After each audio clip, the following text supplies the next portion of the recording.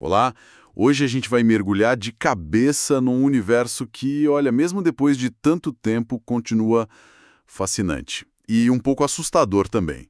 A gente está com trechos de 100 Anos de Solidão, do Gabriel Garcia Marques. É aquele livro que todo mundo já ouviu falar, né? Mas entrar nele de verdade é outra coisa.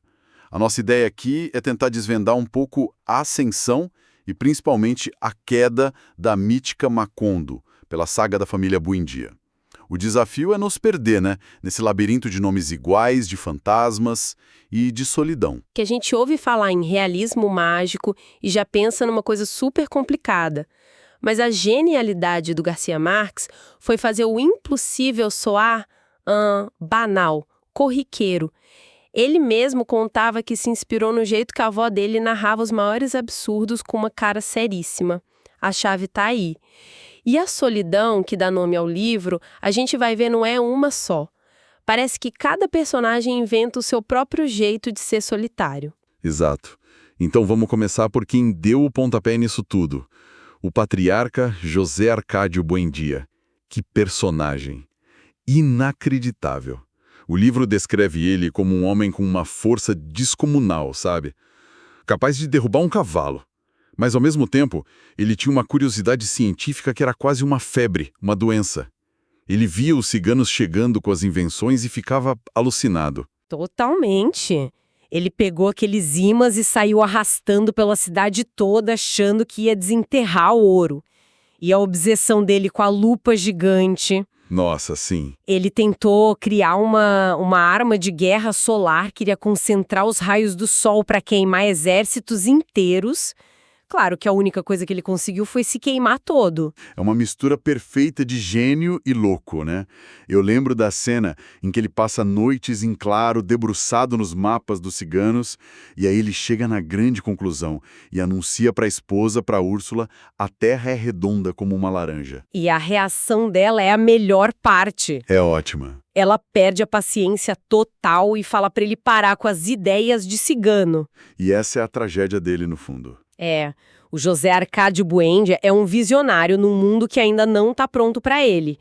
O que para ele é ciência... Para os outros é delírio. É delírio. A ciência dele, ali isolada em Macondo, funciona quase como uma outra forma de magia.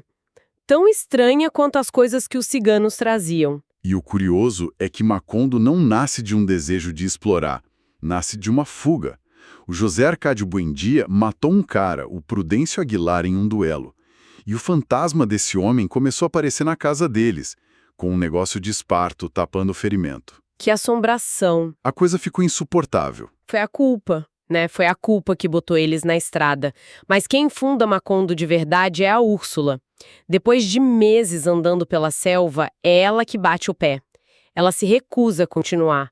E a frase dela é tipo o ato de fundação da cidade. Qual era a frase mesmo? A gente não é de um lugar enquanto não tem um morto enterrado nele. É como se ela dissesse, chega de fugir. O passado vem com a gente, então vamos criar nosso futuro bem aqui. Essa presença do fantasma já joga a gente direto no que faz esse livro ser o que é, o tal do realismo mágico.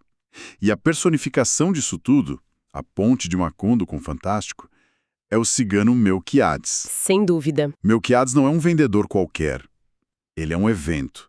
Um ser que já sobreviveu a tudo que é praga e desastre no mundo, que morre e volta à vida. E parece que ele carrega o conhecimento de séculos. É ele quem traz para Macondo as notícias do mundo, e com elas, a maravilha e a desgraça.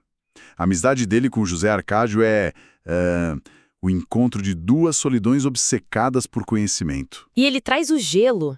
A cena em que o pessoal de Macondo, que só conhecia o calor do Caribe, toca num bloco de gelo pela primeira vez. É pura poesia. É pura poesia. Mas o evento mais maluco que surge ali é a peste da insônia. Rende, mas aí vem a consequência, o esquecimento. Sim. Eles não perdem só as memórias da infância, eles esquecem o nome das coisas, a função dos objetos.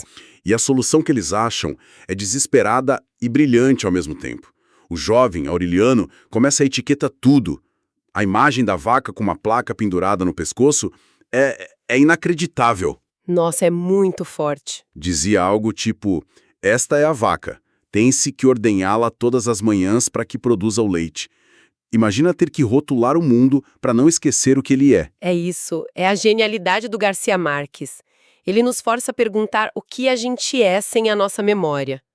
Não é só o passado que se apaga, é a própria realidade. Sem a palavra mesa, o objeto perde o sentido. É um colapso total. Completo. E claro, quem é que volta da morte para curar todo mundo? Melquíades. Melquiades, o guardião da memória com uma poção que devolve as lembranças. Uma coisa que sempre me confundiu e fascinou nesse livro é essa mania de repetir os nomes. É um desfile de Aurelianos e José Arcádios. E parece que o nome já vem com um manual de instruções para o destino da pessoa, não é? É uma receita para tragédia. Os José Arcádios são sempre fortes, impulsivos, cheios de iniciativa e quase sempre terminam de forma violenta, trágica. Já os Aurelianos são mais introspectivos, mais lúcidos, com um pé na premonição, mas com uma incapacidade profunda de amar. Eles são os grandes solitários da história. Mas isso não é um pouco fatalista demais? Eles não têm chance de escapar só por causa do nome que ganharam? É a grande questão do livro. Essa repetição cria a sensação de um tempo que não anda para frente, sabe? Ele anda em círculos. A família está presa numa roda, revivendo os mesmos erros, a mesma sina. A impressão que dá é que a maldição deles não é algo de fora, mas algo que eles carregam no sangue e na identidade. E a herança principal é a solidão. Vamos pegar alguns casos. A história da Rebeca é de partir o coração. Ela chega em Macondo menina, órfã, carregando um saquinho com os ossos dos pais. E tinha aquele hábito terrível De comer terra. de comer terra e a cal das paredes quando ficava ansiosa. A solidão dela nasce do trauma. Ela é uma forasteira para sempre. O ato de comer terra é uma busca desesperada por pertencimento, por uma raiz que ela nunca teve. E depois que o marido morre de forma misteriosa, ela se tranca e nunca mais sai de casa. Vira uma reclusa. É a solidão como refúgio. E em contraponto tem a Amaranta, a tia que vive uma vida inteira movida pelo rancor. Ah, Amaranta. Ela se apaixona pelo mesmo homem que a Rebeca, o Pietro Crespi, e quando ele a pede em casamento, ela recusa. Depois recusa outro homem que a amava de verdade, o coronel Girineudo Marx, e se condena a morrer virgem. A Amaranta representa a solidão que nasce do medo e do ressentimento. Ela tem tanto medo de sofrer que prefere não viver. O grande projeto da vida dela vira tecer e desmanchar a própria mortalha. É a imagem de uma vida dedicada a preparar o próprio fim. Uma solidão construída, sabe? Tijolo por tijolo. De todos eles, quem mais me impressiona é o coronel Aureliano Buendia. O cara promoveu 32 guerras civis. Perdeu todas. Todas. Teve 17 filhos com 17 mulheres e todos são assassinados. Como um homem que viveu tanto pode acabar tão vazio? Porque ele confunde guerra com paixão. Ele luta tanto que ele esquece por que está lutando. O poder isola ele a um ponto que ele cria um círculo de giz de 3 metros ao redor dele que ninguém podia cruzar. É a imagem perfeita da solidão do poder. Exato. No final, o que sobra para ele? Ficar numa oficina fazendo peixinhos de ouro que ele derrete no fim do dia para recomeçar tudo de novo. Um ciclo inútil que é o espelho da vida dele. Então é uma solidão que ele mesmo constrói. Exato. Veja que nenhum deles escolhe, vou ser solitário.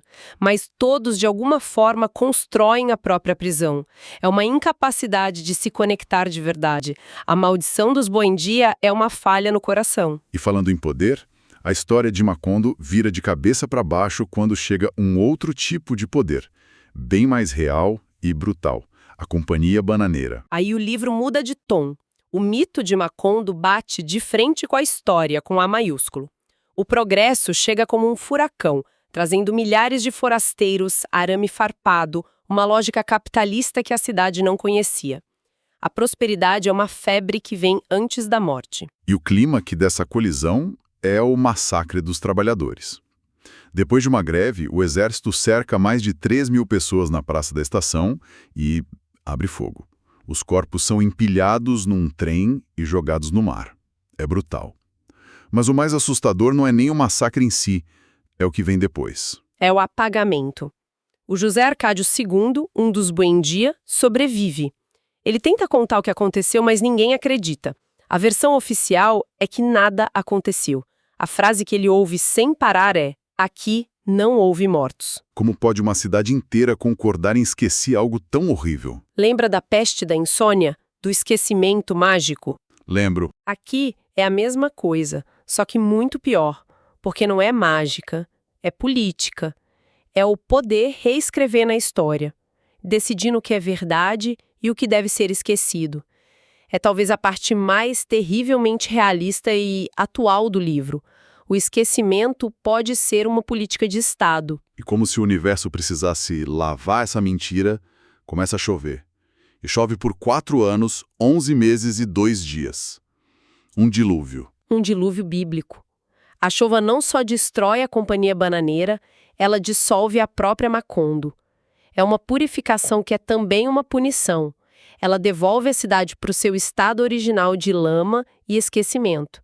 Prepara o palco para o fim da profecia. Então, no final, tudo volta para aqueles pergaminhos que o cigano Melquiades deixou. A história inteira da família, de Macondo, da ascensão ao dilúvio, já estava tudo escrito desde o começo. Exatamente. E a ironia sinal é que o último Buendia vivo, Aureliano Babilônia, só consegue decifrar os pergaminhos no exato momento em que a profecia se cumpre. Enquanto ele está lendo a história da família dele, um furacão apocalíptico está do lado de fora varrendo Macondo do mapa. Ele lê o próprio fim no instante em que ele acontece. E a última frase do livro é a sentença final, né? Não só para eles, mas para a própria ideia de Macondo. Ele lê que as estirpes condenadas a 100 anos de solidão não tinham uma segunda oportunidade sobre a terra. Fim. Fim. A cidade apagada da memória do mundo. E isso deixa a gente com uma pergunta, eu acho. A obra termina com essa sentença terrível de que não há uma segunda chance. Se a história, tanto de uma família quanto de um povo, pode ser esse labirinto de repetições, e se a memória pode ser apagada tão fácil, seja por uma praga mágica ou por um decreto político, como uma sociedade consegue quebrar seus próprios ciclos de autodestruição?